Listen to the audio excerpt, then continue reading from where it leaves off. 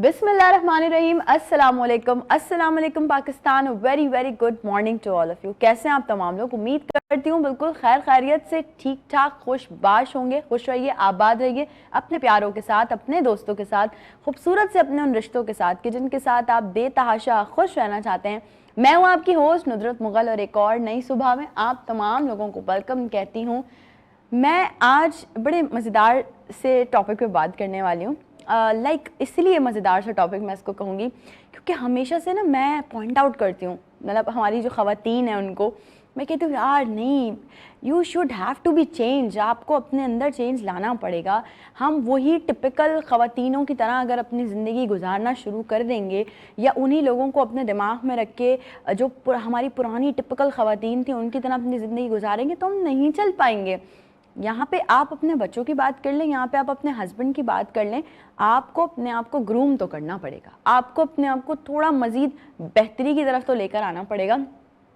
हम हमेशा ब्लेम कर देते हैं। मैं हमेशा से बात कहती हूँ, अक्सर लोग मुझसे नाराज़ भी हो जाते हैं इस बात पे कि यार आप खुद एक वुमन होकर आप जो है वो दूसरी वुमेन्स को पॉइंट आउट या टारगेट कर रही होती है। देखिए, जहाँ आपको ज़रूरत है अपनी चीज़ों को बदलने की, जहाँ आपको ज़रूरत है अपनी चीज़ों को चेंज करने की, वहाँ you should have to B.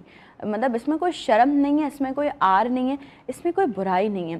देखिए, हम लोग आजकल ना ये फिनोमेना हमने अपना बना लिया और हम कहते हैं कि जी हम जैसे हैं वैसे रहें, हम अपने आप को बदलें ना। और अगर किसी के लिए अपने आप को बदलना पड़े तो फिर ये तो कोई मोहब्बत ना हुई, ये तो कोई प्यार ना हुआ। जनाब, ये बिल्कुल गलत फिनोमेना है।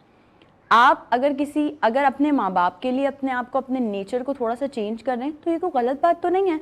आप अगर अपने बहन भाइयों को देखते हुए, उनका पर्सपेक्टिव देखते हुए अपना थोड़ा सा नेचर चेंज कर रहे हैं, ये भी कोई गलत बात नहीं है। आप अगर अपने हस्बैंड के लिए, हस्बैंड अपनी वाइफ के लिए अपना नेचर थोड़ा सा बदल रहा है तो ये भी कोई गलत बात नहीं है। हमारे यहाँ माशरे में ना एक ड्रॉबैक है, वो ड्रॉबैक ये है कि अगर हस्बैंड अपनी बीवी की सुनने लग जाए तो उसे कह देते हैं कि ये तो बीवी का गुलाम है, और या फिर ये कह देते हैं कि भाई बीवी ने तो अपने शौहर को काबू करके रखा हुआ है। ठीक है, अगर बीवी अपने शौहर की सुनने लग जाए तो यहाँ हम कह देते हैं कि शौहर ने पाबंदियाँ लगा दी हैं। शौहर जो है वो बड़ा जो है वो जालिम किस्म का कोई आदमी है जिसने बड़ी पाबंदियाँ लगा दी हैं। मैं मतलब मैं ये कहना चाहती हूँ कि ऐसा नहीं है। अगर दोनों एक दूसरे को समझ कर चल रहे हैं, कंपैटिबिलिटी लेकर चल रहे हैं अपनी, तो मैं ये समझती हूँ कि ये नहीं होना चाहिए। आप लोगों को ये बातें नहीं कहनी चाहिए। आपको तो खुश होना चाहिए कि आपके घर में अगर एक कपल है और वो अच्छी अपनी ज़िंदगी गुजार रहा है तो ये तो बहुत अच्छी बात है।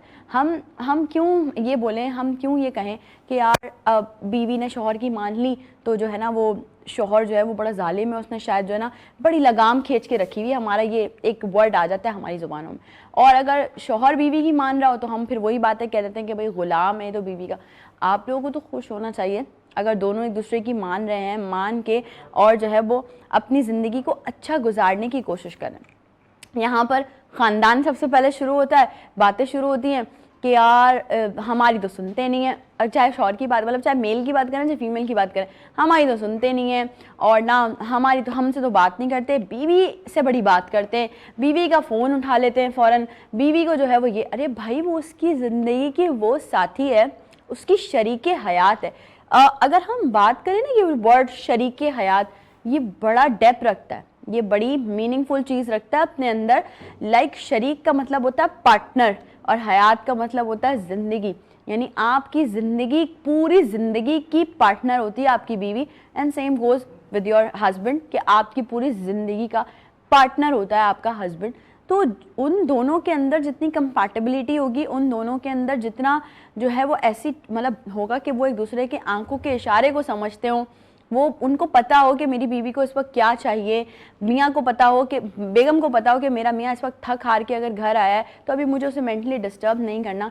ये होती है वो, हम अगर टिपिकल उर्दू वर्ड यूज़ करें ना तो जहनी हम आंगी ही होती है, और इसको जो है वो आपको बरकरार रखना चाहिए। लेकिन मियाँ बीवी कितनी भी कोशिश कर लेना इसको बरकरार रखने की, रिलेशनशिप्स में ये आपके दोस्त, आपके ख़ानदान वाले, आपकी सास, आपके ससुर, आपके ये जो आसपास के लोग हैं ना, ये लोग ना बड़ी कोशिश करते हैं। चीज़ों को जो है ना वो डैमेज करने की, कि यार ऐसा ना हो वैसा हो जाए, कोई आड़ी टेढ़ी लगा दी, मतलब हस्बैंड को बोल दिया किसी बारे में या बीवी को भी बोल दिया किसी बारे में।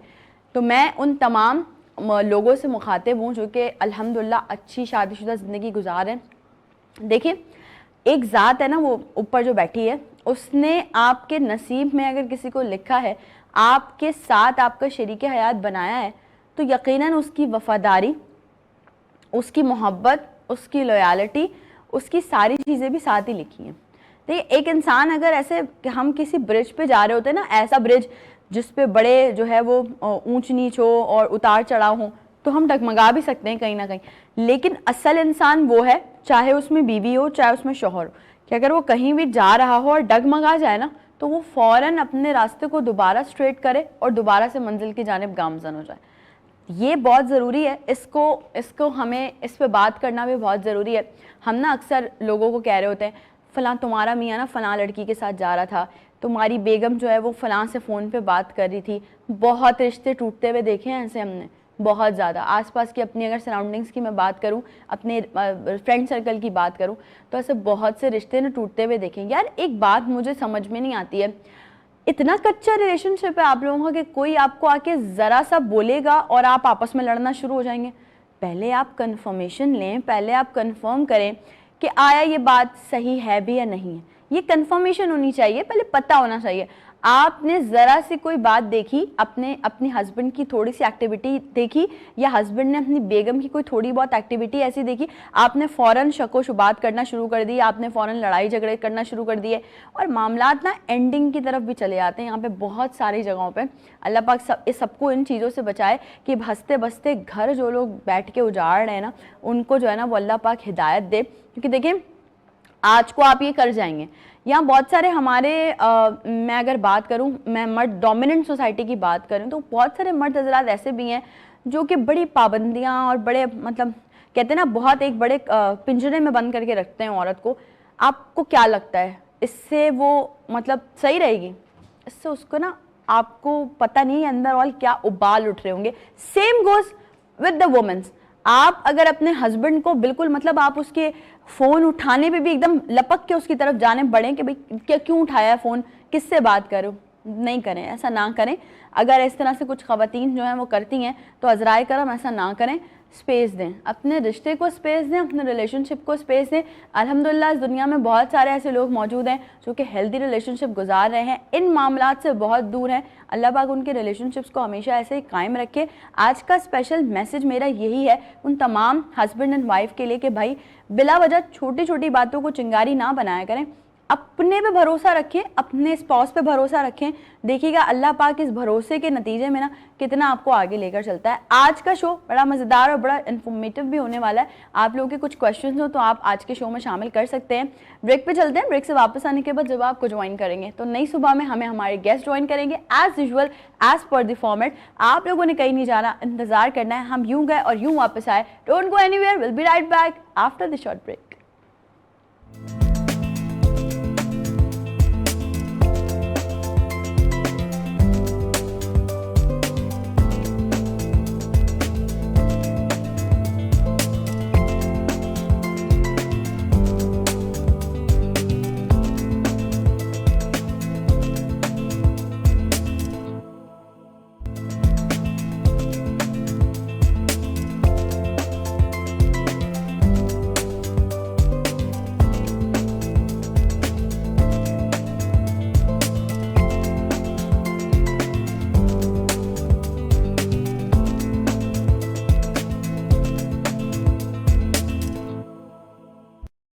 Once again welcome back. एक बार फिर से आप तमाम लोगों को खुशामदीद कहती हूँ नई सुबह में। और जैसे ब्रेक पे जाने से पहले मैंने बताया था कि आज के शो में बहुत सारी आप लोगों के मतलब की फ़ायदे की बातें होने वाली हैं, बहुत मज़ेदार सी चिट चैट होने वाली है। मैं हमेशा ही कहती हूँ मज़ेदार चिट चैट उसको कहती हूँ जिसमें यकीनन कहीं ना कहीं आप लोगों का कोई ना कोई फ़ायदा छुपा हो। तो आप लोग भी शो का हिस्सा बन सकते हैं लाइव कॉल्स के जरिए। जैसे मैं अपने मेहमानों को इंट्रोड्यूस करवाऊँ, आपको पता चले कि वो किस फील्ड से ताल्लुक़ रखते हैं, उनकी रेलिवेंट फील्ड क्या है, उस हवाले से उनसे ढेरों क्वेश्चन आप लोग कर सकते हैं क्योंकि सब माशाल्लाह एक्सपर्ट हैं है और हम ये कोशिश करते हैं कि जो लोग भी यहाँ पर आ रहे हों वो यकीनन जो भी बात कर जाएं पूरे इस 2 घंटे के शो में, उसमें से कहीं ना कहीं कोई ना कोई आप लोगों का जो है वो फायदा हो।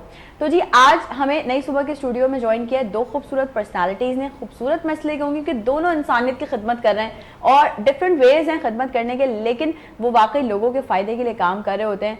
और मैं समझती हूँ कि डॉक्टर्स जो होते हैं ना, मैं हमेशा आप लोगों से कहती हूँ जब भी हमारे पास डॉक्टर्स आके बैठते हैं वो होते हैं मसीहा आप लोगों के लिए, चाहे वो स्किन के डॉक्टर्स हों, चाहे वो होम्योपैथिक डॉक्टर्स हों, चाहे वो किसी भी इशू से रिलेटेड डॉक्टर्स हों, लेकिन वो आपके लिए मसीहा होते हैं। अगर आप उनकी सुने, समझें, उनकी गाइडलाइंस पे अमल करें तो फिर यकीनन आपकी ज़िंदगी बहुत अच्छी हो सकती है, बहुत आसान हो सकती है। तो इस वक्त हमें जिन 2 पर्सनालिटीज़ ने ज्वाइन किया उनका मैं आपसे करवाती हूँ इंट्रोडक्शन, उसके बाद शो का स्टार्ट करेंगे। मतलब प्रॉपर उनसे जो है मेरे पास भी बहुत सारे सवालात हैं और यकीनन आप लोगों ने भी उनसे बहुत सारे सवालात करने हैं लाइव कॉल्स के जरिए।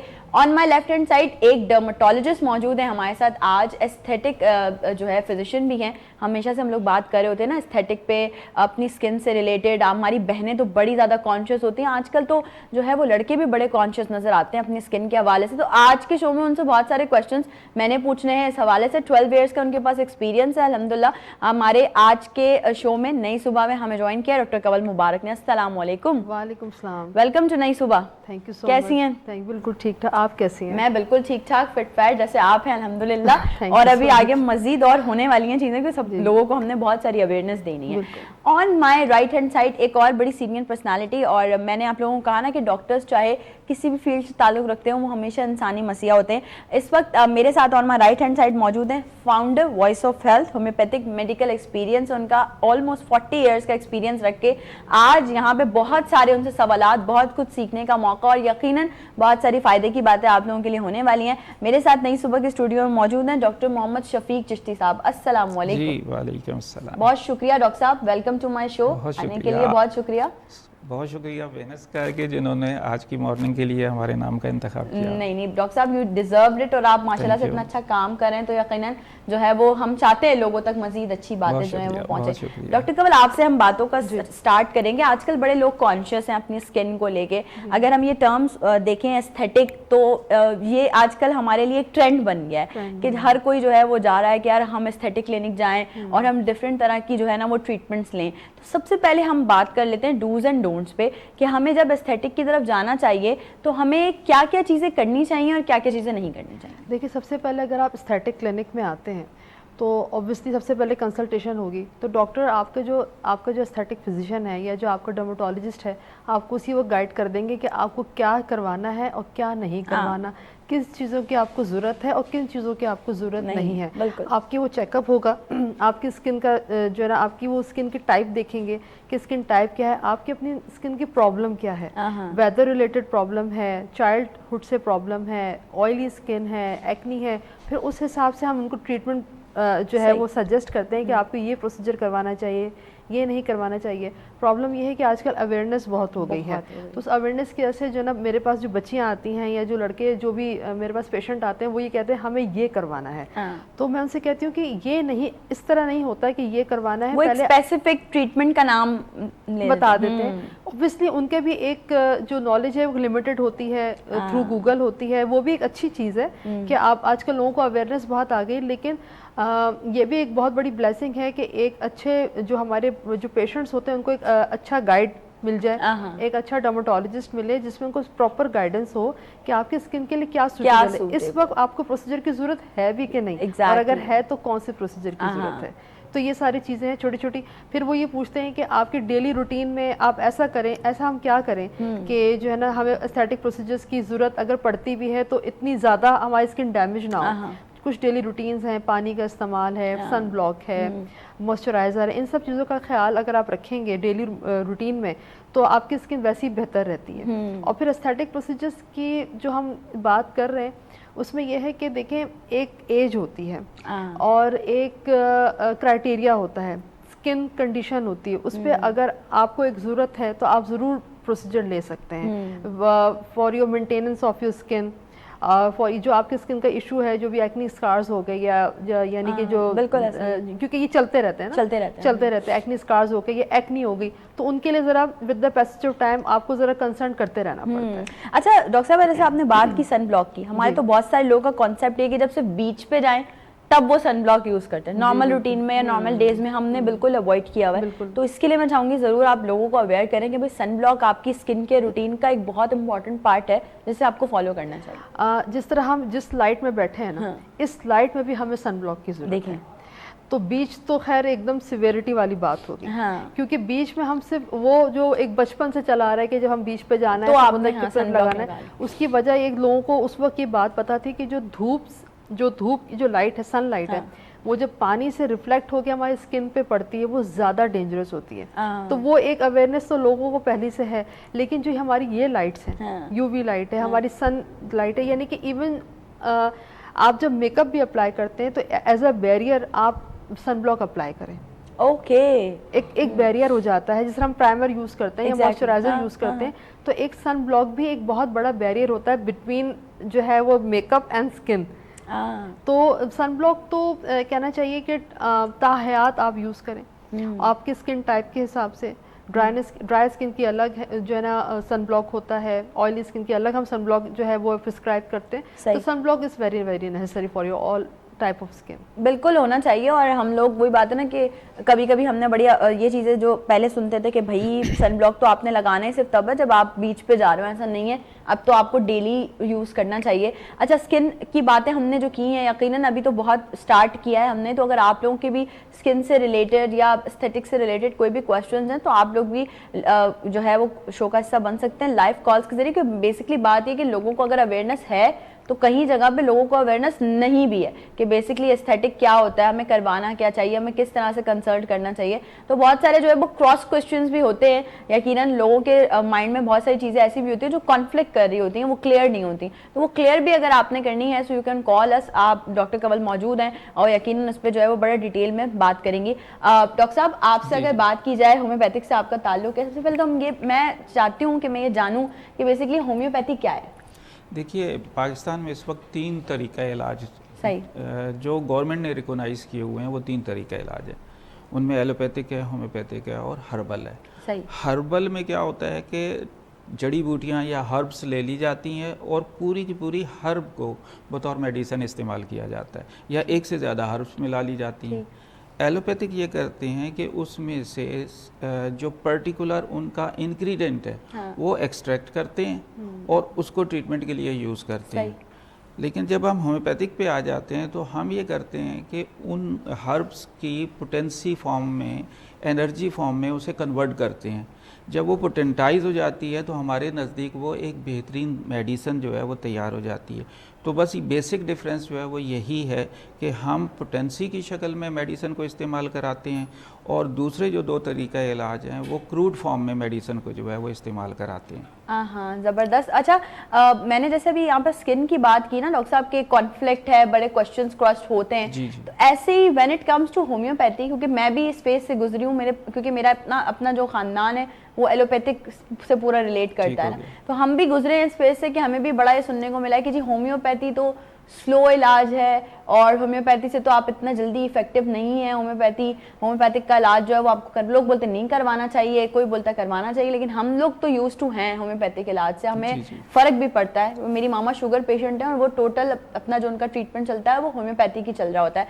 तो ये कॉन्फ्लिक्ट ज़रा लोगों का दूर करेंगे जो ये वाले कॉन्सेप्ट सबने बनाए हैं। अब ये क्वेश्चन का जो आंसर है वो 2 तरीक़ों से दिया जाएगा। दोनों से ये है कि एलोपैथिक बैकग्राउंड है और उनका कॉन्सेप्ट है। एक बात यह है कि अगर एलोपैथिक वाले हमें ये कहते हैं कि हमारा ट्रीटमेंट स्लो है, तो मेरा क्वेश्चन उनसे ये है कि आप मुझे ब्लड प्रेशर का एक पेशेंट बता दें जिसको आपने लॉन्ग पीरियड मेडिसिन ना दी हो, यहाँ तक कि वो कब्र में चला जाता है और रहता ब्लड प्रेशर का पेशेंट ही है। शुगर का कोई एक पेशेंट मुझे एग्जाम्पल दे दें कि आपने सारी ज़िंदगी उसे दवा खिलाई, एंड पे वो ठीक होके कब्र में गया हो। So true. इसी तरीके से रेमेटाइड आर्थराइटिस या जॉइंट्स पेन या जोड़ों के दर्द का कोई पेशेंट तो दिखा दें जो ठीक हुआ हो। तो फिर आप सारी ज़िंदगी खिलाएं तो फास्ट है, और हम ये कहते हैं कि जब आप दुनिया से ट्रीटमेंट कराने के बाद हमें मौका दे रहे हैं, तो आपने स्टार्ट लिया था एक जर्नल फिजिशियन से, महल्ले के एक जर्नल फिजिशियन से आपने स्टार्ट लिया था, उसने आपको रेफ़र कर दिया था हॉस्पिटल में। सही। हॉस्पिटल की ओपीडी में दिखाने के बाद आप चले गए हैं स्पेशलिस्ट के पास। स्पेशलिस्ट ने फिर एक बोर्ड फॉर्म किया है और एंड पे ये कहा है कि साहब ये तो लाइलाज बीमारी है। अब आप आ गए हैं होम्योपैथिक के पास और आप ये चाहते हैं कि मुझे जो डॉक्टर साहब ने आज दवा दी है अगले हफ्ते जब मैं आऊँ तो ठीक होके आऊँ, तो ये पॉसिबिलिटी नहीं है। Exactly. यहाँ टाइम लगेगा। हाँ। लेकिन एक्यूट फेज़ में अगर हमारे पास आते हैं तो अब वो ज़माना नहीं रहा जो स्टार्टिंग का था। स्टार्टिंग में ये था कि हमें हायर पोटेंसी से डराया जाता था। हमारी जो एजुकेशन थी, वे ऑफ एजुकेशन था, उसमें हायर पोटेंसी से कमिंग डॉक्टर को जो है वो डराया जाता था। लेकिन आज का डॉक्टर ये समझता है कि इस पेशेंट को कौन सी पोटेंसी की नीड है, तो हम तो अब एक्यूट फेज में घंटों में ट्रीटमेंट कर लेते हैं, दिनों का भी नहीं रहा, घंटों में ट्रीटमेंट होता है। यानी पेशेंट आया और वहीं से रिलीफ लेके जाएगा। तो अब वो बात जो कहना कि साहब वो लेट करता है या स्लो करता है, वो कॉन्सेप्ट ख़त्म हो गया है। बिल्कुल 100% ये कॉन्सेप्ट जो है वो ख़त्म है। फास्ट ट्रीटमेंट होम्योपैथिक में हर तरह से मौजूद है। एग्जैक्टली। अच्छा डॉक्टर साहब, अगर मेडिसिन की बात करें तो होम्योपैथिक मेडिसिन जो हैं, हमने कहीं से ये सुना है कि साइड इफ़ेक्ट्स होते हैं, कहीं से सुना है कि बिल्कुल ही नहीं होते। आप बेहतर हमारी जो है वो रहनुमाई इस मामले में कर सकते हैं। साइड इफ़ेक्ट, पहले तो ये समझें कि साइड इफ़ेक्ट खुद क्या होते हैं। हाँ। साइड इफ़ेक्ट का मतलब ये है कि आप एक चीज़ का ट्रीटमेंट कर रहे हैं, सही, वो चीज़ ठीक हो रही है या नहीं हो रही है, उसके नतीजे में कुछ और पैदा हो गई है डिजीज़, ये कहलाएंगे साइड इफ़ेक्ट। आपने एक ऑर्गन का ट्रीटमेंट शुरू किया, दूसरा ऑर्गन डिस्टर्ब हो गया। आप गए तो थे जोड़ों के दर्द के लिए, मैदा भी खराब हो गया। आप गए तो थे जोड़ों के दर्द के लिए या किसी और ट्रीटमेंट के लिए, पता चला लीवर भी खराब हो गया। ये साइड इफ़ेक्ट्स हैं। ये साइड इफ़ेक्ट्स हैं। हाँ। लेकिन अगर होम्योपैथिक साइड पे आते हैं तो होम्योपैथिक की जो मेडिसिन है उसके प्रूविंग का एक तरीका है और वो ह्यूमन बॉडी पर प्रूव की गई है। हाँ। ये एनिमल्स पे प्रूविंग नहीं है। डॉक्टर साहब की बात को जरूर कंटिन्यू करेंगे। हमारे रेगुलर कॉलर एक हमारे साथ मौजूद है, जवार हुसैन साहब। अस्सलाम वालेकुम। अस्सलाम वालेकुम जवार साहब। हेलो जी, अस्सलाम वालेकुम, कैसे हैं जवार साहब?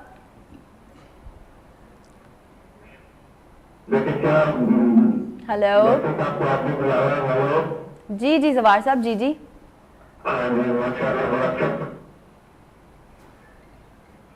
Hello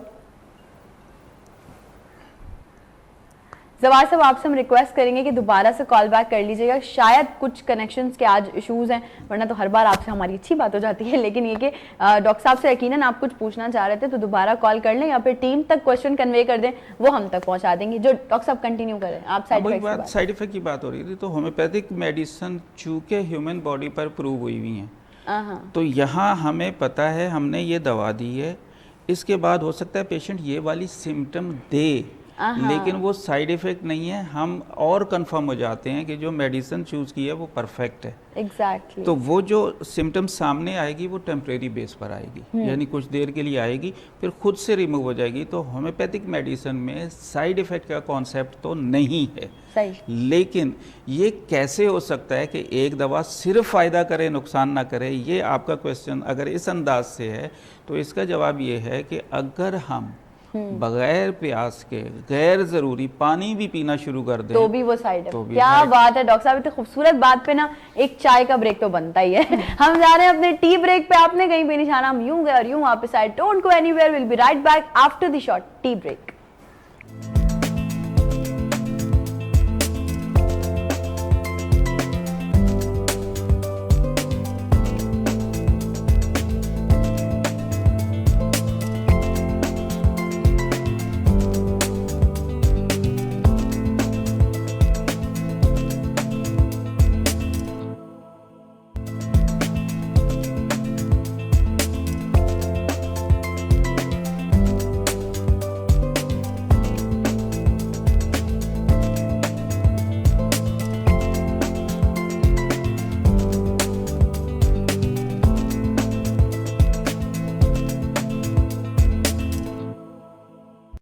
again welcome back. एक बार फिर से तमाम लोग खुशामदीद कहती हूँ। हंसने की वजह यह है कि बेसिकली अभी जैसे हम ऑन एयर आ रहे थे ना, उससे फ़ौरन पहले मैंने कहा मेरे ख्वाबों में भी ना हमारा जो बैकग्राउंड म्यूज़िक होते हैं, हमारा जो टाइटल म्यूज़िक होता है, उसकी आवाज़ें गूंज रही होती हैं। और ये होता है भाई, ऑलमोस्ट हमें जो है वो इतना टाइम हो गया है स्क्रीन पे आप लोगों के साथ वीनस की स्क्रीन शेयर करते हुए, मॉर्निंग करते हुए, एक अच्छा बॉन्ड हमने आप तमाम लोगों के साथ शेयर किया है। अपनी ऑडियंस के साथ जो शेयर कर रहे हैं, हम अपनी टीम के साथ शेयर कर रहे हैं, तो आदत हो जाती है। और मेरी अम्मा तो ये कहते हैं कि मुझे ऐसा लगता है कि इसका स्कूल का दौर दोबारा से शुरू हो गया, वही सुबह उठना, वही रूटीन, वही आना जाना।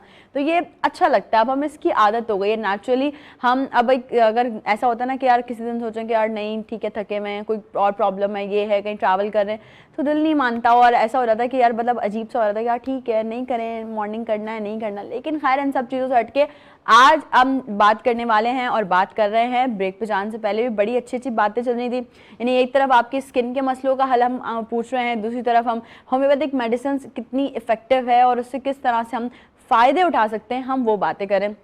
डॉक्टर कंवल, अगर आपकी तरफ मैं आऊँ, हमारे बहुत सारे लोग हैं, मैं हमेशा बात करती हूँ जब भी हमारे पास डर्माटोलॉजिस्ट या कोई भी स्किन रिलेटेड लोग होते हैं उनसे, कि हमारे लोगों को अपनी स्किन टाइप नहीं पता होती जी। उनको नहीं पता कि उनकी स्किन ऑयली है, ड्राई है या नॉर्मल स्किन है। हमें ये देखना है कि हम एक रील देख रहे हैं और उस पर फलां बंदी ने फलां फाउंडेशन यूज़ किया है तो हम भी वो यूज़ करेंगे, जबकि हमें नहीं पता कि वहाँ के एटमॉस्फेयर में, वहाँ का जो वेदर है, उसमें ह्यूमिडिटी कितनी है क्या नहीं है। तो हम अपनी स्किन टाइप कैसे पता कर सकते हैं कि हमारी स्किन टाइप है कौन सी? बिल्कुल, ये बहुत अच्छा सवाल है, क्योंकि वाकई आजकल लड़कियों को नहीं पता कि उनकी स्किन टाइप क्या है। हाँ। और वो जो फिर देख रही होती है वो उसको अप्लाई कर देती है, Exactly. जो कि उनकी स्किन टाइप के हिसाब से नहीं होता। देखिए, अगर थ्रू आउट 11 to 12 मंथ्स आपकी स्किन ड्राई है, आपको मॉइस्चराइजर की ज़रूरत पड़ती है, आपको वैसलीन की ज़रूरत पड़ती है, तो दिस इज़ मतलब आपकी भी ड्राई स्किन है। सही। ठीक है। और ड्राइनेस का ये भी होता है कि यानी कि गर्मियों में भी आपको स्किन ड्राई फील होती है, खिंची खिंची फील होती है, जब आप पैचेस हो जाते हैं, पैचेस हो जाते हैं, बॉडी आपकी ड्राई होती है, बालों में डैंड्रफ भी आपकी थ्रू आउट 10 to 12 मंथ्स तक अगर आपकी स्किन ड्राई है, यानी कि ड्राइनेस फील होती है, तो आपकी स्किन ड्राई है। सही। कुछ मुझसे क्लाइंट्स या पेशेंट ये मुझसे पूछते हैं कि मतलब मुझे ये बताते हैं कि सर्दियों में मेरी ड्राई होती है, गर्मियों में मेरी ऑयली हो जाती है, तो इसको हम कॉम्बिनेशन स्किन कहते हैं। अच्छा। यानी कि हम कहते हैं नॉर्मल टू ड्राई, सही, या ड्राई, ये normal to oily, sorry Okay, normal, यानी तो हम वो फिर वेदर से रिलेट हो गया। सही। ज़्यादातर आपने देखा होगा कि जिनकी स्किन अगर ड्राई है या नॉर्मल टू ड्राई है, तो वो फिर गर्मियों में टी जोन एरिया उनका ऑयली हो जाता है। एग्जैक्टली। ठीक है, तो ये इसको हम कहेंगे कि कॉम्बिनेशन स्किन। सही। ठीक है। इसी तरह कुछ क्लाइंट हैं, वो ये कहते हैं कि हमारी स्किन वैसे पूरा दिन ऑयली रहती है, पूरी मतलब गर्मियों में ऑयली रहती है और सर्दियों में बढ़िया हमारी फ्रेश अच्छी स्किन हो जाती है। ये भी एक कॉम्बिनेशन स्किन है। ठीक है। यानी कि अमूमन 80% लोगों की स्किन जो है, ऑयली स्किन वाले जो क्लाइंट हैं, जो लड़के लड़कियां हैं, वो ये कहते हैं हम सर्दियों में हमारी स्किन बेहतर हो जाती है और वैसे हमारी स्किन ऑयली रहती है। तो ये कॉम्बिनेशन स्किन हो गई। ठीक है। अच्छा, और फिर एक स्किन टाइप है normal to dry, normal to oily, यानी कि स्किन वेदर से रिलेट जो करती हो। सही। ठीक है ना, आपका जो स्किन वेदर से जो रिलेट कर रही है, तो वो कॉम्बिनेशन स्किन हो गई। और जो थ्रू आउट ड्राई होती है, वो आपकी चाहे वो गर्मी हो या सर्दियाँ हो, वो आपको ड्राई फील होगी।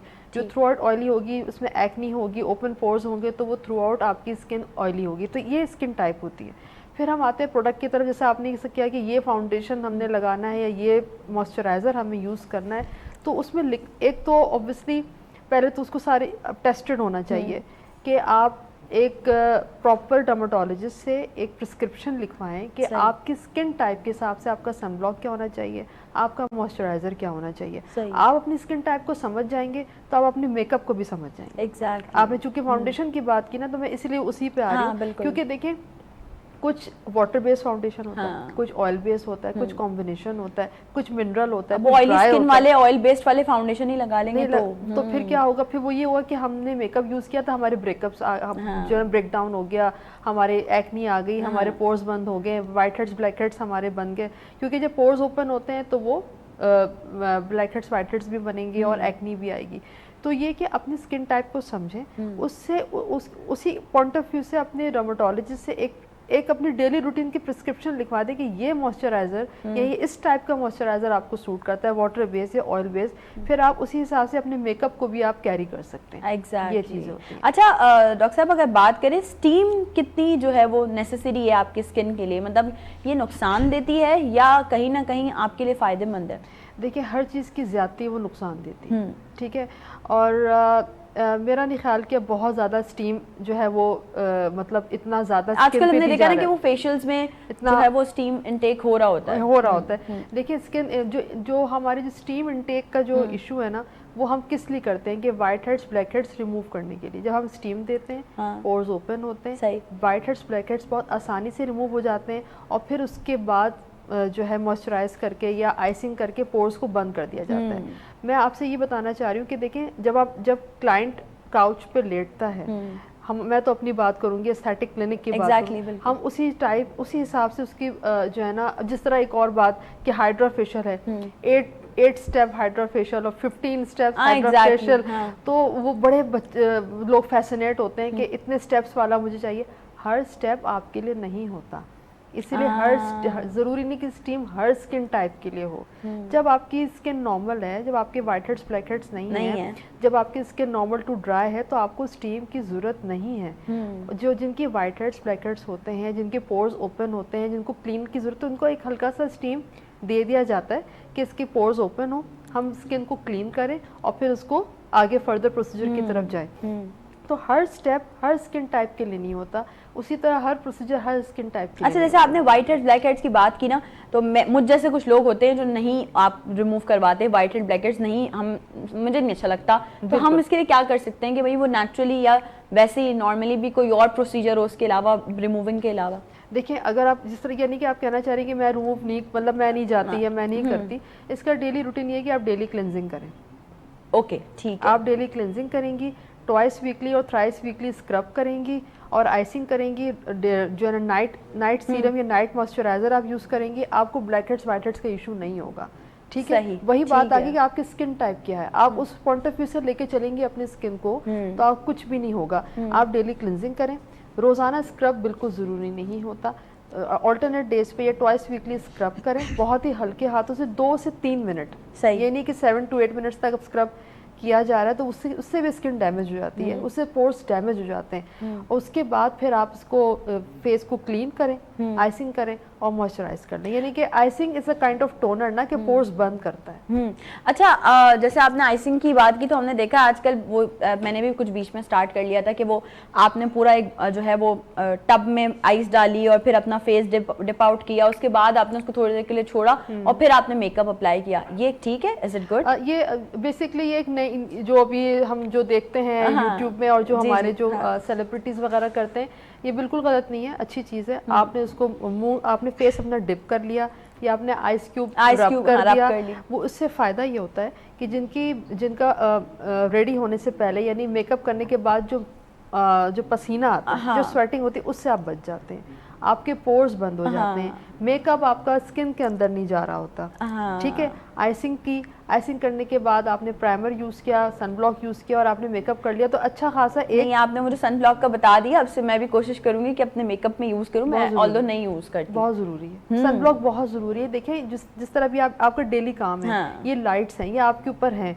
तो ये स्किन इससे भी डैमेज हो रही थी, अभी यंग एज में नहीं फील होता, वो आगे जाके पता चलता है कि स्किन डैमेज क्यों हुई। हम तो नहीं धूप में इतना जाते थे, हम तो इतना बीच में नहीं जाते थे, या हमारा तो इतना आउटडोर काम नहीं था, फिर स्किन डैमेज क्यों हुई? तो वजूहत यही होती हैं, light exposure, sun exposure, makeup का इस्तेमाल, क्योंकि वो भी आपके लिए बिल्कुल ऐसा ही है, डेली मेकअप करना। फिर जाहिर है वो मेरी तो खैर आदत है, मैं रात को बिल्कुल भी मेकअप उतारे बगैर नहीं सोती, चाहे मैं कितनी भी थक कर आऊं। लेकिन पहले मैं ऐसा होता था, 1-2 बार मुझे इन्फेक्शंस हो गए थे स्किन पे, मैंने कहा फिर भाई अब नहीं, अब बिल्कुल मेकअप उतारना बहुत जरूरी है, क्योंकि आपके पोर्स बंद होंगे, वो ब्लॉक्ड हो जाएंगे, फिर वो एक्नी जनरेट। एग्जैक्टली ऐसा ही। डॉक्टर साहब, एक बड़ा मजे का सवाल है मेरे पास आपके लिए, और वो सवाल फिर मैं यहाँ से लिंक करूंगी।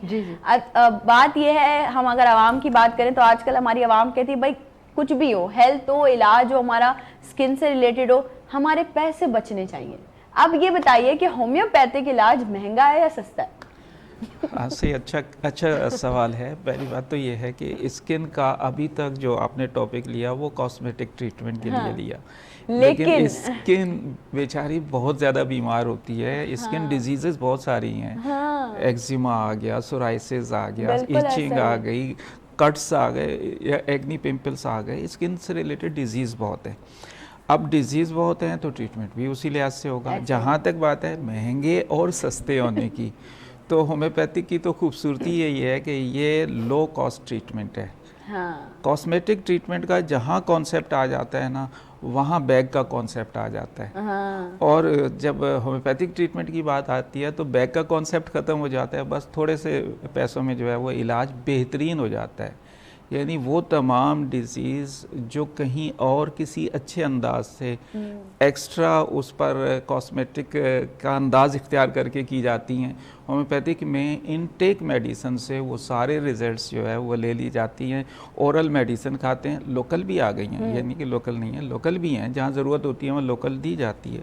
लेकिन इंटरनल मेडिसिन जो है, ओरल मेडिसिन जो है, चूँकि बॉडी को वो फ्रेश करती है तो स्किन खुद ब खुद फ्रेश हो जाती है। तो लो कॉस्ट में हम यहाँ से जो है वो ट्रीटमेंट ले लेते हैं, और ऐसा लेते हैं कि बाज़ औक़ात वो स्कारिंग जो कहीं और ख़त्म नहीं होती वो भी होम्योपैथिक ट्रीटमेंट से जो है ख़त्म हो जाती है। हाँ। और फेस के लिए तो होम्योपैथिक वैसे ही बहुत ही अच्छी समझी जाती है कि फेस ट्रीटमेंट पे होम्योपैथिक मेडिसिन के बहुत अच्छे रिजल्ट्स हैं।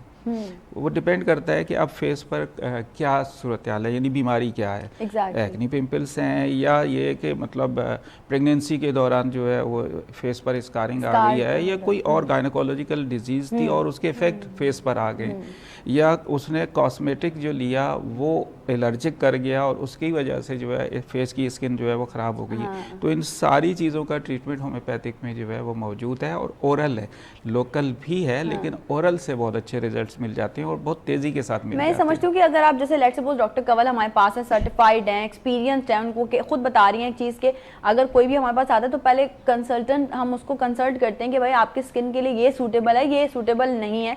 तो आवाम को भी चाहिए कि भाई ऐसे ही लोगों के पास जाएं जो कि सर्टिफाइड हो, एक्सपीरियंस्ड हो, जिनको पता हो। वो आजकल जो लोग बैठे हुए ना माज़ आपकी स्किन के साथ खेलने के लिए, उनके पास ना जाएं। अगर आपको इंटरनली हार्मोनल इश्यूज़ हैं या आपके इंटरनली कोई इश्यूज़ हैं तो आप उसको बाय मेडिसिन ठीक कर लें, और फिर वैसी जो है वो अपनी ग्रूमिंग के लिए, सेल्फ ग्रूमिंग के लिए जो है वो आप एस्थेटिक क्लिनिक चले जाएं। अच्छा, मेरा आज तक कोई एक्सपीरियंस नहीं है एस्थेटिक का। I have so many invitations कि भाई आप आएँ, लेकिन वही बात है कि जब तक हमारे दिमाग की चीज़ें सारी अच्छे से क्लियर नहीं हो जाती ना। अच्छा डॉक्टर कंवल, एक और बड़ा मज़ेदार क्वेश्चन मेरा आपसे, जैसे मैंने यहाँ से रिलेट किया, महंगा वाला है जो क्वेश्चन है, कि जब किसी के सामने जिक्र करें ना कि यार आपको एस्थेटिक ट्रीटमेंट ले लें या आप किसी डर्मेटोलॉजिस्ट के पास लें, तो उनको फ़ौरन होता है अरे भाई बहुत महंगा होगा, बहुत पैसे देने पड़ेंगे। इसको ज़रा क्लैरिफाई करें।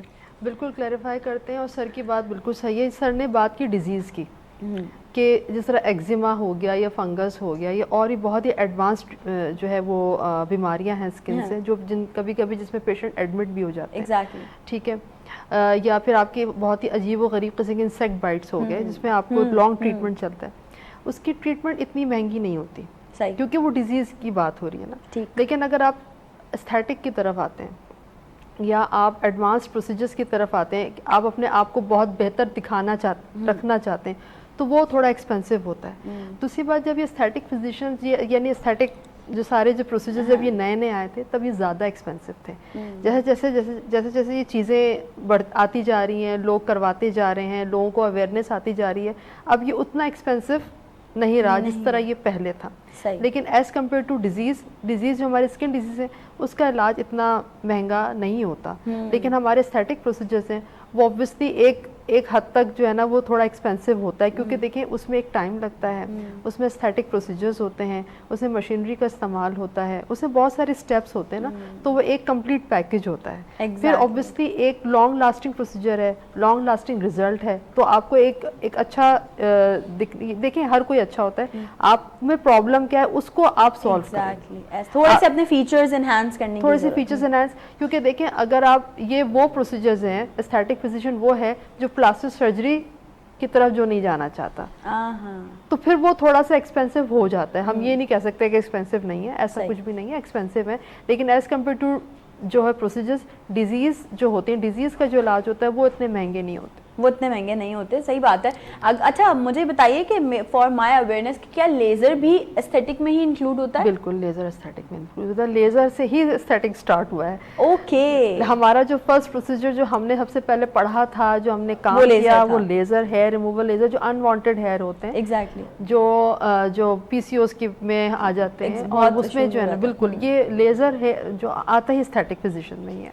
अच्छा हमारे पास लेज़र का भी बड़ा कॉन्सेप्ट है, लोग कहते हैं कि आपको नहीं करवाना चाहिए। अच्छा कुछ लोगों ने ये भी कहा है कि भाई बहुत सारी सिटिंग्स आपको लेनी पड़ती हैं, तो अगर आपके नॉर्मल हेयर ग्रोथ है तो उसके लिए आपको ऑलमोस्ट कितनी सिटिंग्स लेनी चाहिए लेज़र की? देखिए, अगर जिनके खवातीन के चेहरे पे अनवांटेड हेयर है, जो कि दाढ़ी नुमा बाल कहते हैं, ठीक है, 3 किस्म के बाल होते हैं। एक वो बाल होता है जो कि नजर नहीं आ रहा होता, जैसे रुआं, जिसे रुआं हम होता कहते है। हैं। एक होता है कि रुआं ज्यादा है, सही, घना रुआं है। एक होता है दाढ़ी नुमा बाल, हार्ड होता है, हार्ड बाल होते हैं, जो मर्दों के होते हैं, जो कि आपकी खवातीन, वो आपकी पॉलीसिस्टिक ओवेरियन डिजीज की वजह से, थायराइड की वजह से, हार्मोनल इश्यूज की वजह से। अच्छा, अब आपने हेयर की बात की जिसके हम लेजर कराते हैं। 3 किस्म के पेशेंट आते हैं हमारे पास।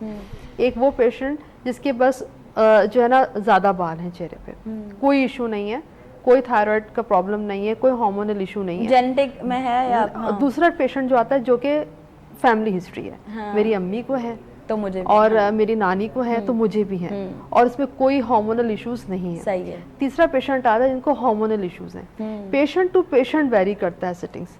एक ऐसा पेशेंट जिसको कोई प्रॉब्लम नहीं है, कोई फैमिली हिस्ट्री नहीं है, कोई हम, तो उसमें इतनी सिटिंग्स की जरूरत नहीं होती। 4 to 6 सिटिंग्स में उनको रिजल्ट मिल जाता है। ओके, ठीक है। लेकिन जिनको हार्मोनल इश्यूज हैं या जिनको फैमिली हिस्ट्री है, उनकी सिटिंग्स थोड़ी ज़्यादा हो जाती हैं। उसका भी एक तरीक़ेकार होता है। शुरू के 4 से 5 सिटिंग्स 15 to 20 डेज में वो लेते हैं, बाद में वो मंथली लेते रहें, उनको फ़र्क पड़ जाता है। लेकिन इन द मीन वाइल जो खासतौर पे जिनको पीसीओज है, जिनके हार्मोनल इश्यूज हैं, थायराइड के इशू है, वो अपने जनरल फिजिशियन से या अपनी गायनेकोलॉजिस्ट से ट्रीटमेंट लेते रहेंगे, तो हमारी लेज़र की ट्रीटमेंट का जो रिजल्ट है वो भी उनको मिलता रहेगा। ऐसा ही है, बिल्कुल ऐसा नहीं होता कि मैं हिस्ट्री ले लूँ और मैं उनको फिर ये सजेस्ट, कुछ टेस्ट होते हैं वो हम उनको रिकमेंड करते हैं कि आप वो करवाएं। टेस्ट में इश्यूज आते हैं तो मैं एक अच्छा सा गायनेकोलॉजिस्ट उनको रिकमेंड करती हूँ या एक जनरल फिजिशियन रिकमेंड करती हूँ थायराइड के लिए कि आप ये एक रिपोर्ट्स दिखा के वो मेडिकेशन स्टार्ट करें ताकि लेजर का ट्रीटमेंट अच्छा भी मिले और जल्दी भी मिले। क्या बात है, क्या ये प्रोटोकॉल होता है। डॉक्टर साहब अगर मैं गलत नहीं हूँ, मेरी नाकिस जो मेरी इन्फॉर्मेशन है उसके हिसाब से,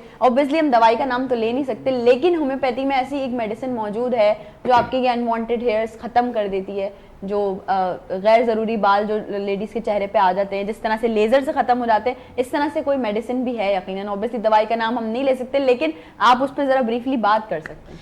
देखिए, ये एक प्रॉब्लम है। हाँ। और प्रॉब्लम भी हार्मोनल है। ऐसा ही। और हार्मोनल मेडिसिन होम्योपैथिक में यकीनन मौजूद हैं। बिल्कुल। आप पर्टिकुलर एक मेडिसिन की तरफ इशारा कर रही हैं, मैं उस इशारे को थोड़ा सा और बढ़ा देता हूँ कि वो फिश से रिलेटेड एक मेडिसिन है। ऐसा ही। और वो न सिर्फ हार्मोन्स को ठीक करती है, बल्कि गायनाकोलॉजिकली और बहुत सारे वो रिजल्ट्स जो ख़वातीन चाहती हैं वो मिल जाते हैं उस मेडिसिन से। यानी देखा जाए तो वो लेडीज़ की एक बड़ी दवा है। बिल्कुल ऐसा। बहुत सारे उनके प्रॉब्लम्स जो है वो तनहा एक ही दवा जो है उनके बहुत सारे उस गायनाकोलॉजिकल प्रॉब्लम्स को सॉल्व करती है, प्लस अनवांटेड जो हेयर्स हैं वो खुद ब खुद जो है वो ख़त्म होना शुरू हो जाते हैं।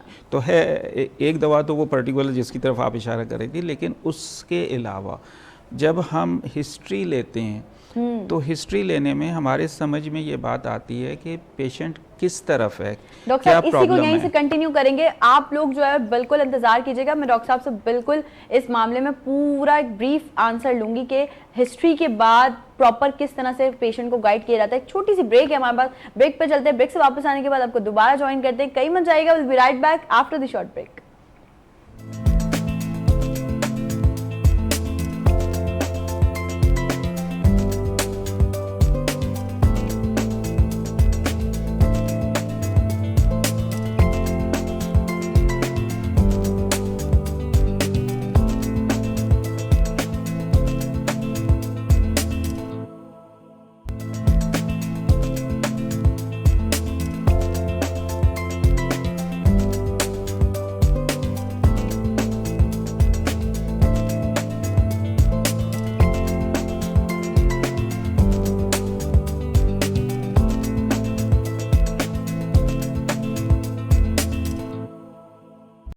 Again welcome back. एक बार फिर से तमाम लोगों को खुशामदीद कहती हूँ नई सुबह में। ब्रेक पे जाने से पहले डॉक्टर साहब से हम बात कर रहे थे कि ये जो मेडिसिन की बात कर रहे थे, तो डॉक्टर साहब ने बताया कि पहले तो हम ज़ाहिर है पेशेंट की हिस्ट्री लेते हैं, पता करते हैं कि वो बेसिकली किस डिजीज़ से गुजर रहा है, उसके साथ क्या प्रॉब्लम है। डॉक्टर साहब मैं चाहूँगी उसको कंटिन्यू करें। देखें, हिस्ट्री की अहमियत सबसे ज़्यादा है। दो चीज़ें हमें नीड होती हैं, एक तो उस वक्त की उसकी प्रेजेंट हिस्ट्री, सेकंड ये कि पैथोलॉजिकल रिपोर्ट्स या लैब रिपोर्ट्स जो है वो क्या कह रही हैं।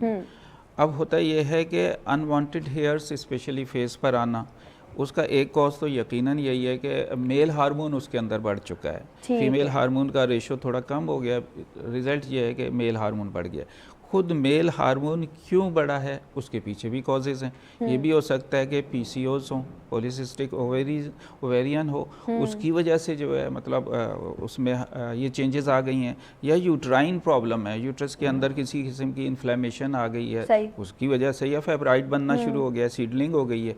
तो ये जो प्रॉब्लम्स हैं जब तक हमारे सामने नहीं होंगे, हम सिर्फ और सिर्फ अनवांटेड हेयर का ट्रीटमेंट नहीं कर सकते। Exactly. इस लिहाज से हमें वो दोनों चीज़ें चाहिए, यानी उसकी हिस्ट्री चाहिए, हिस्ट्री से बात समझ में आती है, और उसके बाद उसकी लैब रिपोर्ट जो है वो सामने आती है, तो हमारे लिए डायग्नोज जो है वो आसान हो जाता है। अब डायग्नोज जो है वो दो तरह का है। एक तो ये कि आप लोकल कोई ट्रीटमेंट करते हैं तो अनवांटेड हेयर को सपोर्ट मिल जाती है निकलने में या ख़त्म होने में, लेकिन उसकी डिजीज़ का ट्रीटमेंट कंपलसरी है। ऐसा ही है। अंदर उसकी डिजीज़ क्या है, उस डिजीज़ की मेडिसिन दी जाएगी, और साथ ही साथ जो है लोकल ट्रीटमेंट किया जाएगा, तो यकीनन उसके अनवांटेड हेयर्स जो है बहुत इजीली जो है रिमूव हो जाते हैं। हाँ, लेकिन वही बात है ना कि हर चीज़ जो है वो टाइम लेती है। हम अगर ये एक्सपेक्ट करें कि आज हम डॉक्टर के पास जा रहे हैं और 2 दिन बाद हम बिल्कुल हमारी जो है रिमूव हो जाए अनवांटेड हेयर्स, तो ऐसा तो नहीं होता। देखिए, अनवांटेड हेयर्स एक दिन में आए नहीं है। हाँ, उनको तो फिर वो, बनने में एक लंबा टाइम लगा है। जब बनने में एक लंबा टाइम लगा है तो ट्रीटमेंट में कुछ टाइम तो देना पड़ेगा।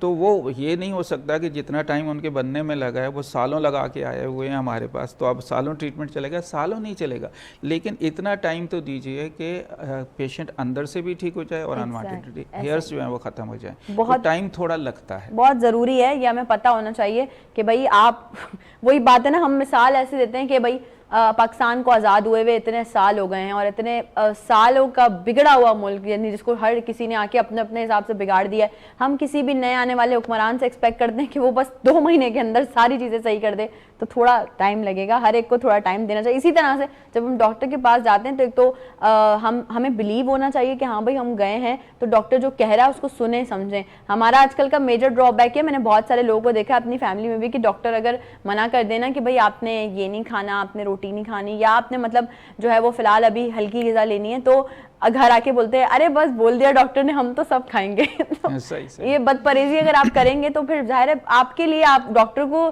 थोड़ी आपसे कोई पर्सनल दुश्मनी है कि उसने आपको रोटी खाने से रोक दिया। डॉक्टर को पता है कि आपको क्या चीज़ सूट करेगी, क्या चीज़ नहीं करेगी।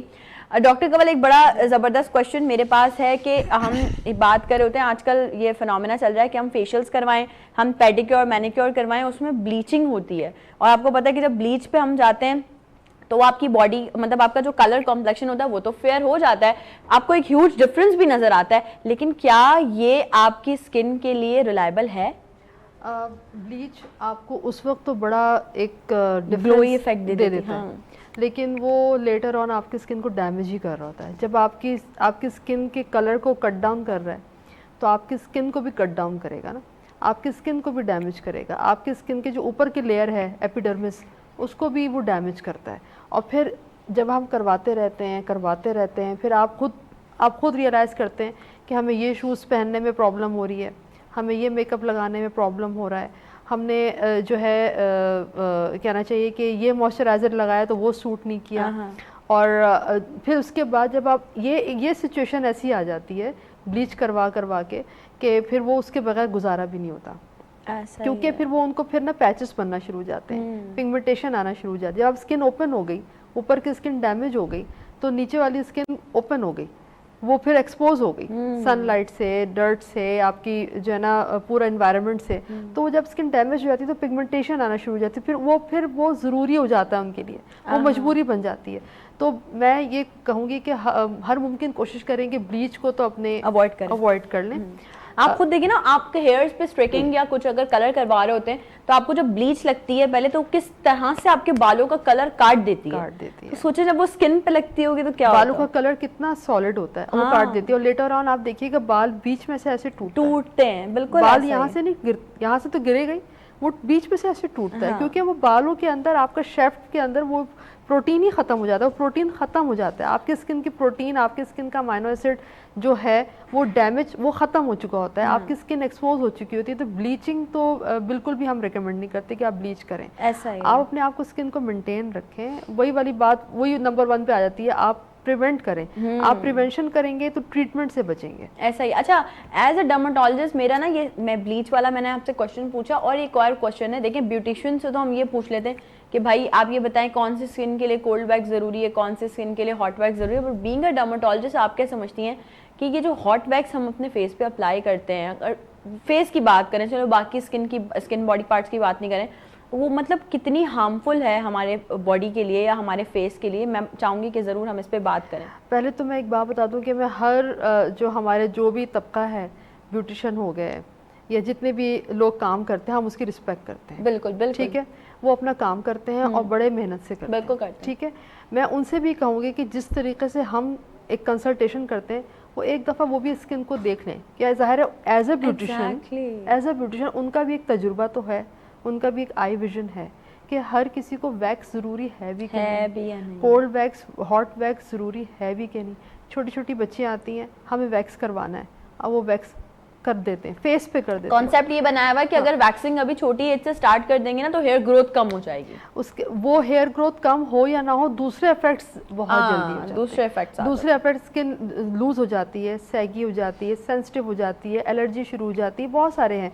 देखिए मैं वही आपसे कह रही, कोई चीज़ गलत नहीं है, कब किस वक्त शुरू करना है वो टाइम बहुत ज़रूरी है। वो बताना जो है ना, आपके ब्यूटिशियन को, क्लाइंट को बताना बहुत ज़रूरी है। हमें बताना अपने पेशेंट को बहुत ज़रूरी है, किस वक्त क्या चीज़ें यूज़ करनी और किस वक्त आपको क्या चीज़ यूज़ नहीं करनी। मेरी फ्रेंड है, सैलून ओनर है, माशाल्लाह से काफ़ी जो है वो पब्लिक फिगर है वो। आप यकीन करें कि अब उसको तो मतलब यही है ना, जैसे आप हैं तो अगर उसके पास आप जाएं और आप उसको डायरेक्टली जाके बोलें भाई मुझे वैक्स कर दो, तो वो आपको पहले बिठाएगी, पहले आपकी स्किन देखेगी, उसके बाद बोलेगी कि भाई आपकी स्किन पे वैक्स नहीं सूट करेगी, आप नहीं करवाओ।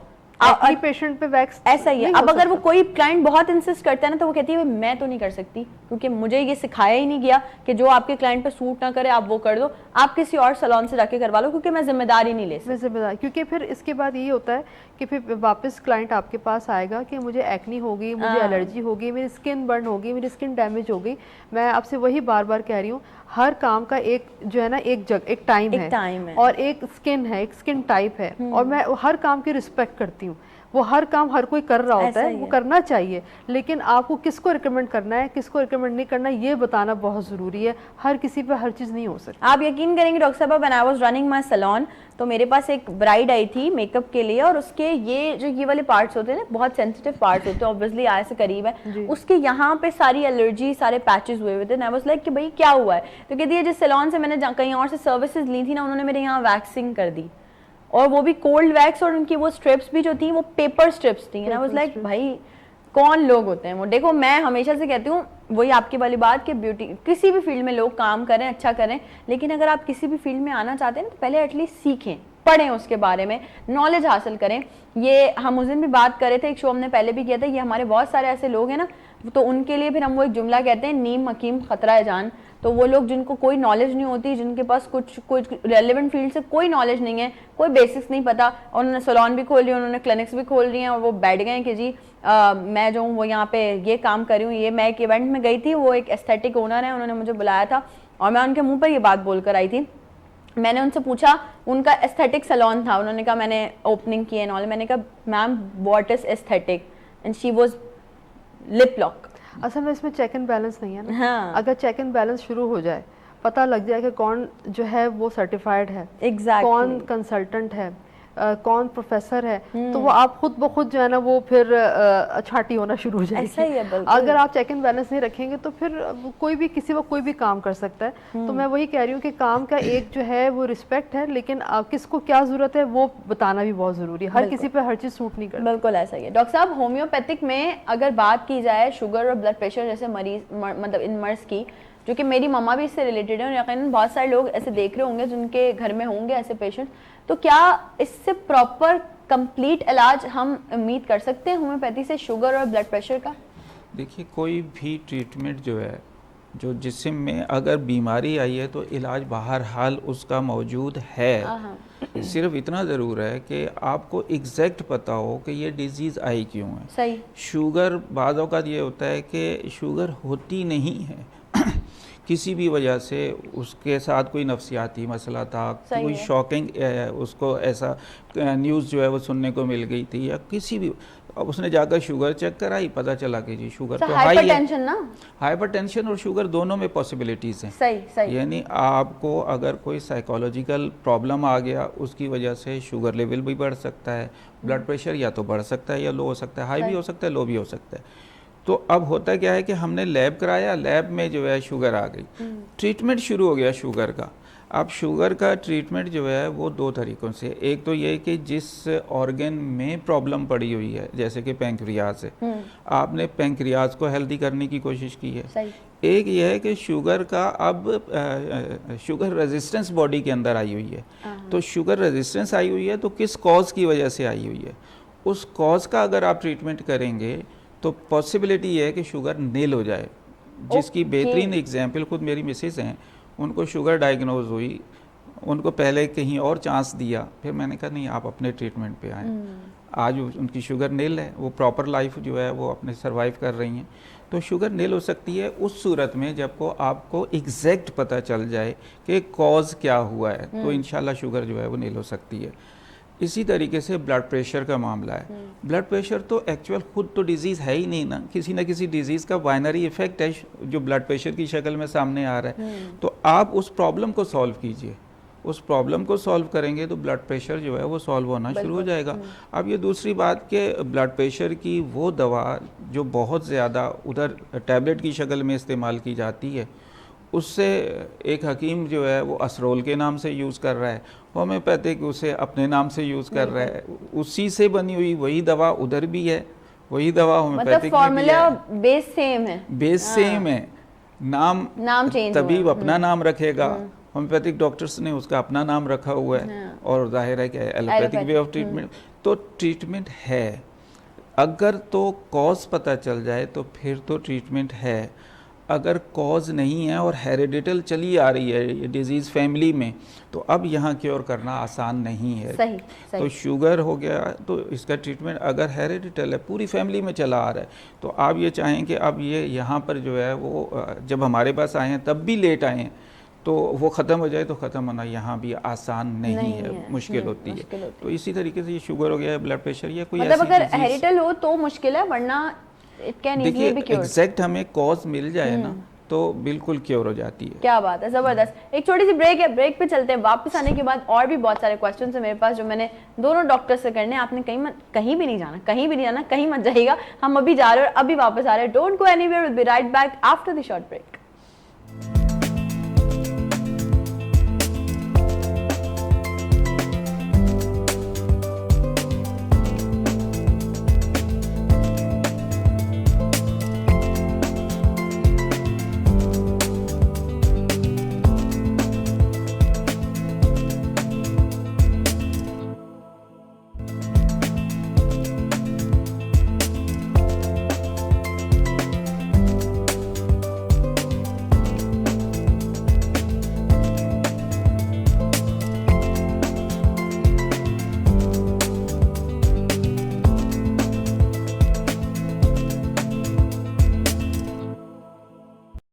एक बार फिर से आप तमाम लोगों को खुशामदीद कहती हूँ नई सुबह में। ब्रेक पे जाने से पहले बड़ी मज़ेदार सी बातें चल रही थी और ब्रेक से आने के बाद भी मैं समझती हूँ जिस टॉपिक पे आज हम बात करने बैठे ना, या जो एक्सपर्ट लोग हमारे साथ मौजूद हैं जिनसे हम बात कर रहे हैं रेलेवेंट टॉपिक पे, इसके लिए 2 घंटे बहुत कम है, लेकिन हम कोशिश कर रहे हैं कि जितनी भी हो सके फ़ायदे की बातें आप तमाम लोगों तक पहुँचा सकें।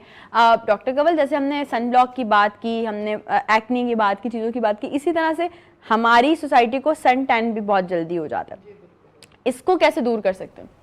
अच्छा, पहले तो ये पता होना चाहिए कि सन टैन क्यों हो जाता है। सही। क्योंकि हम एशियन स्किन है, हमारे एशियन स्किन में एक सेल होता है मेलानिन जो पिगमेंटेड होता है, वो वैसे ही हमारा ज़्यादा होता है। ओके ठीक है, अदर देन जो हमारे जो यूरोप साइड पे जो होते हैं सही वो जो फेयर होता है उनमें मेलानिन नहीं होता। ये मेलानिन बड़ी अच्छी चीज़ है, ये हमें स्किन कैंसर से बचाता है। हम लोग जो ये कहते हैं कि हम इतने जल्दी टैन हो जाते हैं, ठीक है, ऑब्वियसली हमारा जो है ना लुक ख़राब हो जाता है, हम टैन हो जाते हैं, हमारी स्किन डैमेज हो जाती है, लेकिन ऑन द अदर साइड जो मेलानिन हमारी स्किन पे, एशियन स्किन पे जो मेलानिन है ये बड़ा बेनिफिशियल है हमारी स्किन के लिए, स्किन कैंसर से बचाता है। जिस तरह आपने ब्लीच की बात की, अगर हम ब्लीच करते रहेंगे मेलानिन ख़त्म होता जाएगा तो वो स्किन कैंसर की तरफ जाएगा। एसिड है ना, तो मेलानिन बहुत ज़रूरी है। अब स्किन टैन कैसे होता है, आप देखें पहले तो ये पता होना चाहिए स्किन टैन क्यों हो रही है, टैनिंग क्यों हो रही है।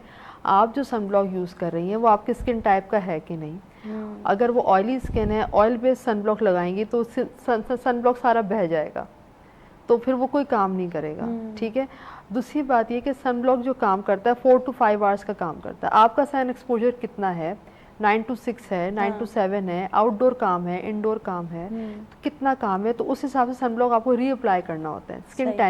स्किन टैनिंग कैसी होती है, जो बाहर काम करते हैं, जो आउटडोर काम होते हैं, सिविल इंजीनियर्स होते हैं, यानी कि जो बीच पे इनका ज़्यादा काम होता है, बीच पे जहाँ पे यानी कि क्लिफ्टन साइड पे इनके ऑफिसेज होते हैं, क्योंकि ज़रूरी नहीं है कि जब सन टैनिंग हो रही होती है, जो आपके जो नमी, हवा में जो नमी होती है ना, उससे भी आपकी स्किन बड़ी अजीब सी एक अनटाइडी सी चिपचिपी होती है, तो फिर वो टैनिंग सी आ जाती है। ठीक है, तो इसके लिए बहुत ज़रूरी है कि आप जो है एक अच्छा सा आपके पास सनब्लॉक होना चाहिए, एक अच्छा सा फेस वॉश होना चाहिए जो स्किन टैनिंग को हटाए। ट्वाइस वीकली आप अपने आप फेस को स्क्रब करें, ताकि जो जितनी भी जो डर्ट आती है, जो स्किन टैनिंग की जो वजह है वो रिमूव हो। और फिर जब बार बार स्किन टैनिंग हो रही है तो एक अच्छे डर्मेटोलॉजिस्ट से रुजू कर लें, ताकि आपको सही प्रिस्क्रिप्शन मिल सके, सही मेडिकेशन मिल सके। और अगर प्रोसीजर की ज़रूरत हो, अगर आपको किसी ट्रीटमेंट की ज़रूरत है तो आप वो करवाएं, क्योंकि देखिए हर चीज़ के एक स्टेजेस है ना।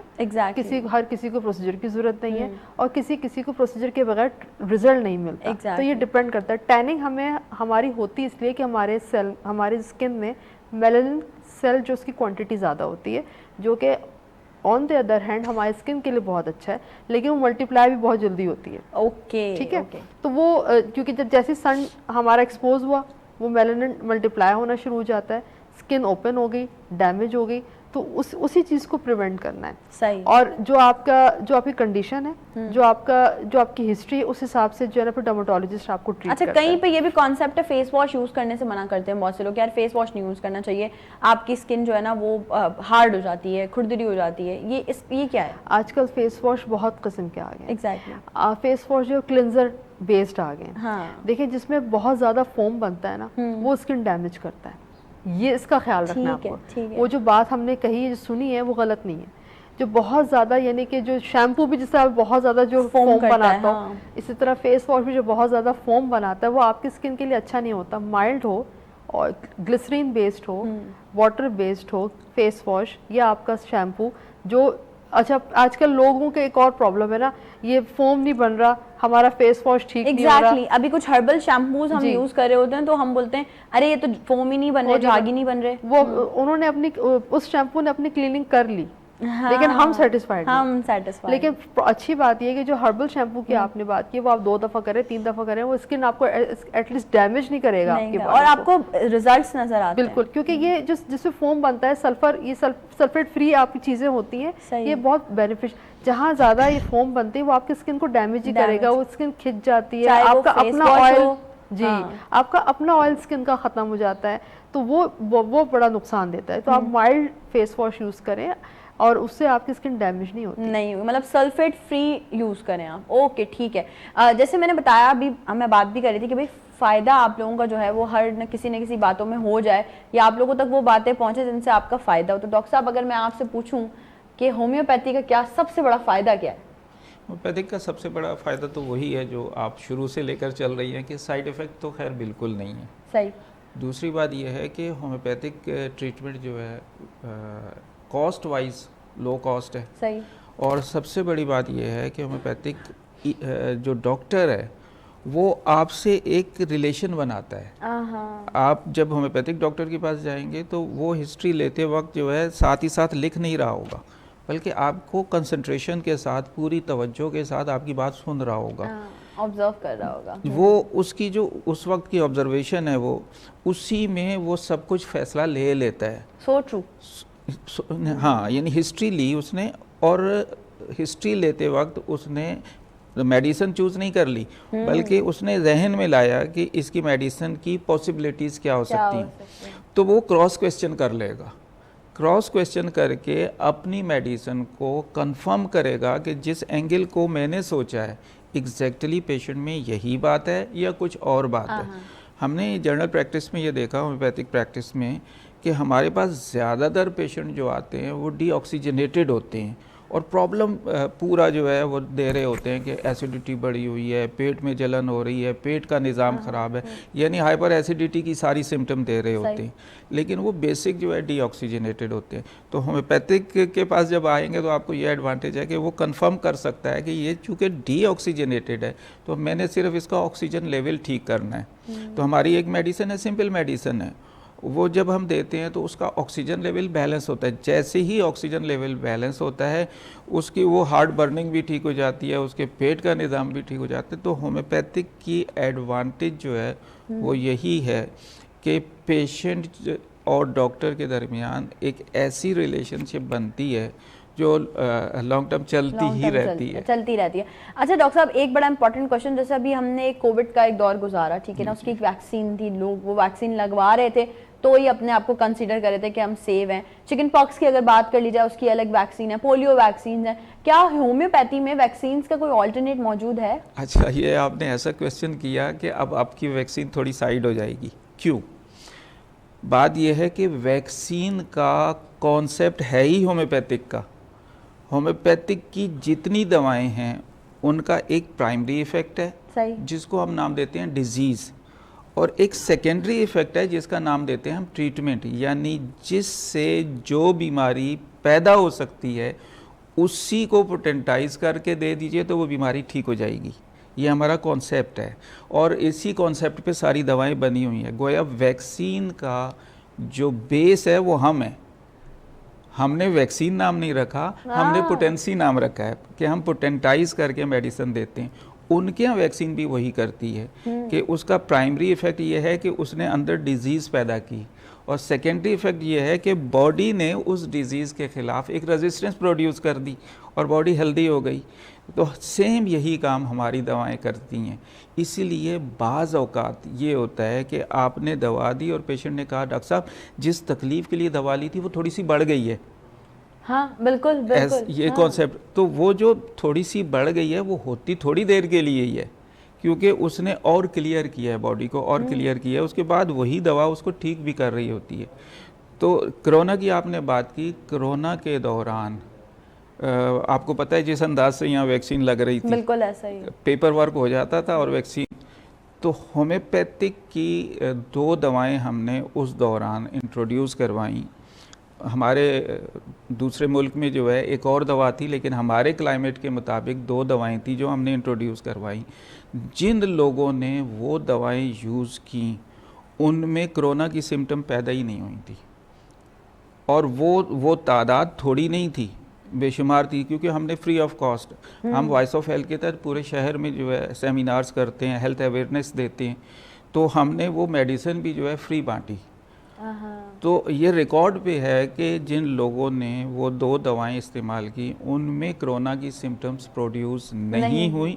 ये दूसरी बात कि वैक्सीन जो है गवर्नमेंट की चूँकि बॉन्डिंग थी तो लगवाना पड़ी, और लगवाने में कोई हर्ज भी नहीं थी। तो कोरोना पे हमारे मतलब कोरोना के दौरान जो है कोरोना जिनको हो गया, अगर वो हॉस्पिटलाइज नहीं हुए और होम्योपैथिक ट्रीटमेंट पे आए तो उनको भी बहुत अच्छे रिजल्ट्स जो है वो मिले, यानी कि हेल्दी हुए दोबारा से और कम वक्त में हुए।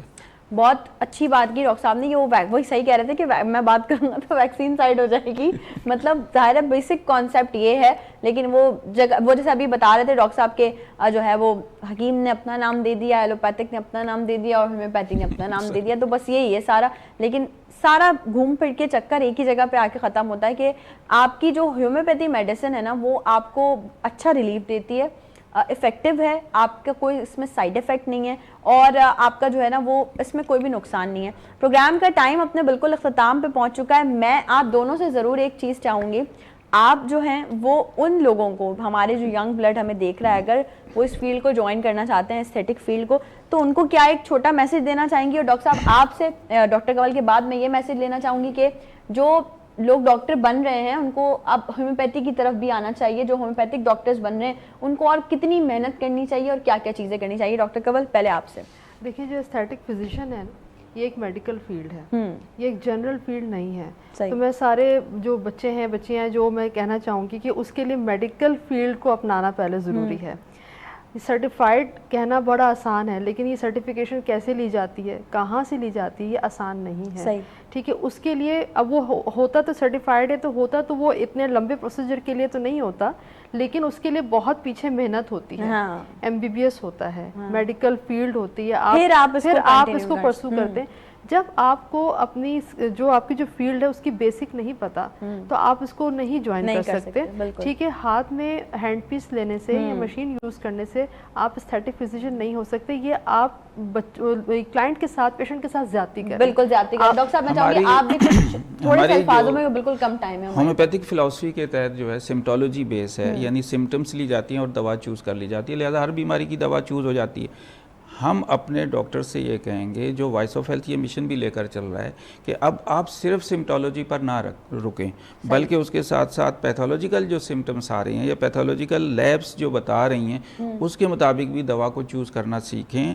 और जब आप ऐसा करेंगे तो ये होम्योपैथी के लिए बहुत अच्छा होगा। क्या बात है, बेहतरीन दो बेहतरीन मैसेजेस के साथ आज के प्रोग्राम यहाँ पे वाइंड अप करते हैं। Doctor Kanwal, thank you so very much. Doctor साहब आपका बेहद शुक्रिया for being a part of us. बहुत सारे यकीनन आप लोगों के फायदे की बातें आज के शो के तहत आप लोगों तक पहुंची होंगी। अपना बहुत सारा ख्याल रखिएगा। आज के लिए मुझे और मेरी पूरी टीम को इजाजत दीजिए, दुआओं में याद रखिएगा, अपना ख्याल रखिएगा। फिर जिंदगी रही तो इंशाल्लाह आपसे होगी मुलाकात। अल्लाह हाफिज।